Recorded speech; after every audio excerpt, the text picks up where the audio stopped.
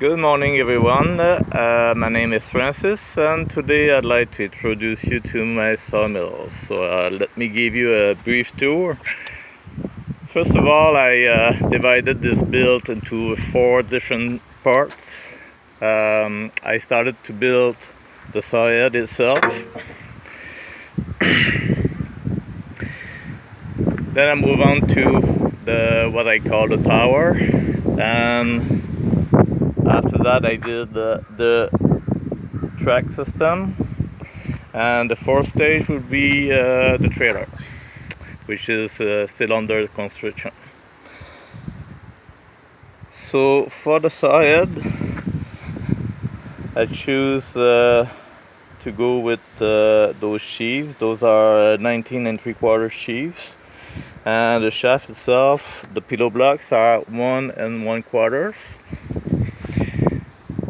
I have a ratio of 4:1 between the engine, which is a 13 horsepower engine, and the sheave.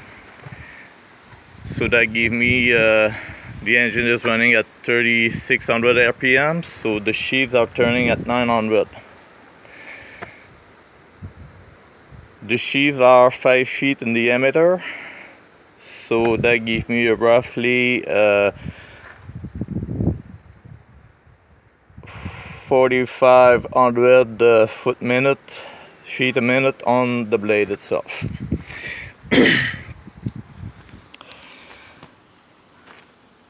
The rollers, I actually didn't build the rollers, I bought it already made, and those are pretty nice actually. I can adjust it up and down, forward and back, and you got tracking on the other end for the rollers.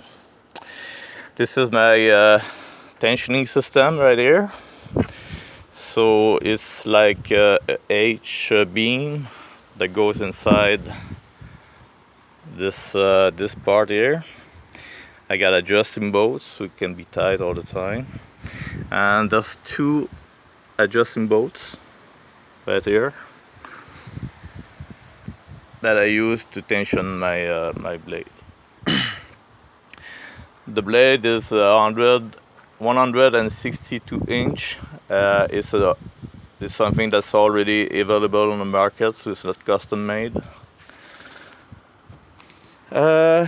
The engine is a leaf fan, and I put an alternator on it with a clutch, centrifugal clutch on it.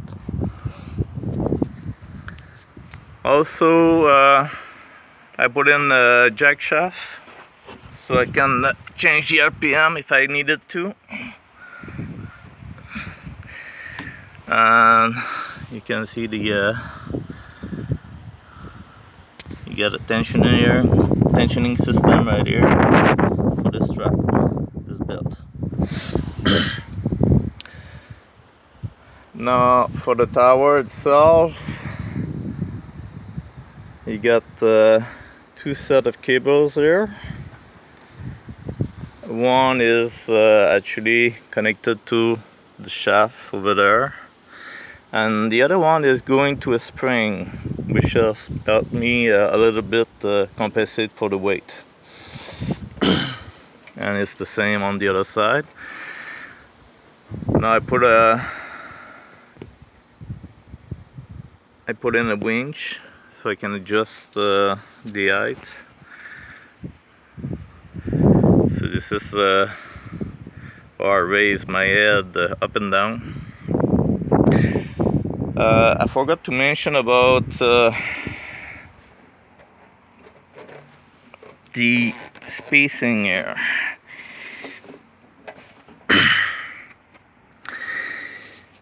So I actually got 20 inches between the 2 guides. Those are not movable, but they are adjustable. And I got also 19 inches between the bend and the bottom side here.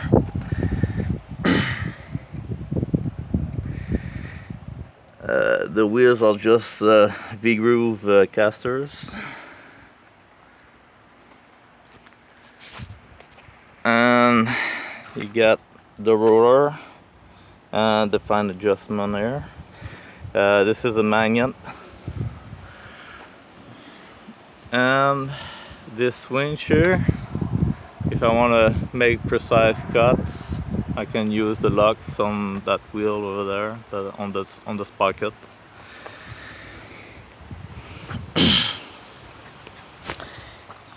This is actually my power unit, my power.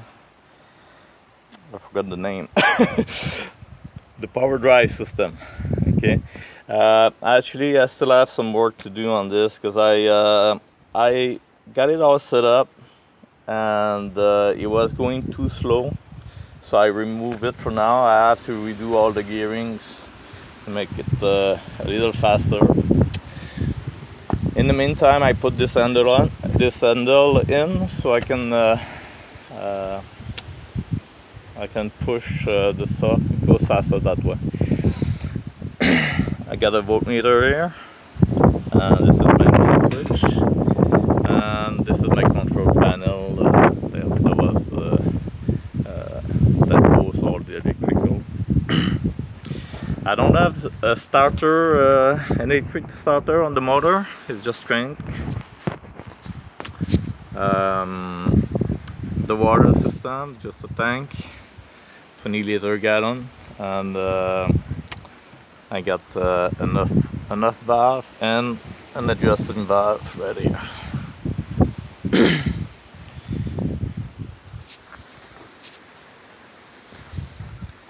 Now this is the limiting switch for the power feed system, and it just stops on those scotch here. I got a battery box, a tool tray, and these are actually the guides for the saw head. Now these are a support post for basement. Okay, those are used in construction, and it slips. It goes actually pretty nice in there, and they're just floating on that part. Now I can raise the saw head 26 inches. That allows me to to deal with bigger trees. And that's just a jack here if I want to raise the log a little. Those are my clamps. So it's just a regular common clamps that I made up. These here, they're adjustable up and down, and also I can move it this way, so that gave me a bit of flexibility to clear the guides here. Now the railing system itself is 20 feet long. That allows me to cut the 16-foot tree.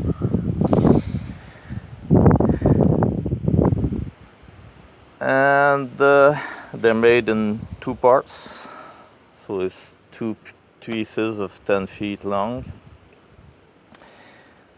And what else?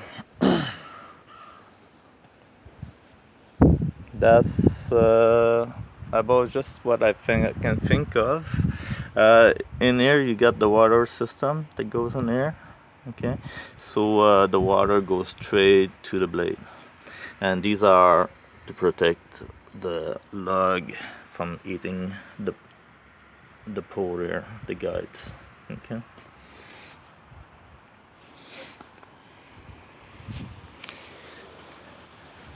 Now those guards that I made is just actually old parts from a fridge that I recovered from a fridge.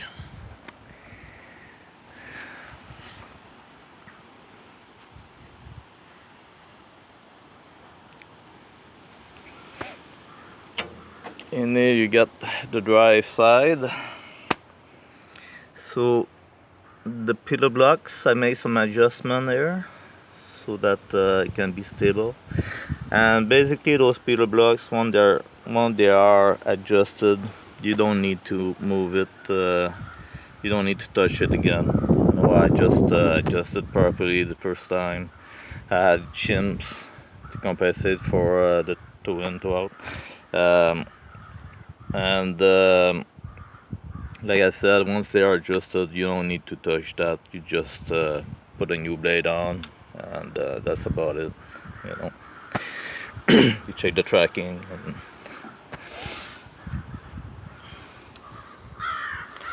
So that's pretty much it. I can say that I'm really happy with the sawmill, the way it turns out. I can do precise cut with it, and it's just as good as any other saw on the market, I believe. I put some considerable amount of money on it. I figure when the trailer is all done, that's going to be roughly $5,000 that I put on it, Canadian dollars. So it's a lot of money, but it's well worth it. I don't think you can find a saw of that quality on the market for that price, so I'm pretty happy with it. So that's it for now. Thank you for watching. I see you later.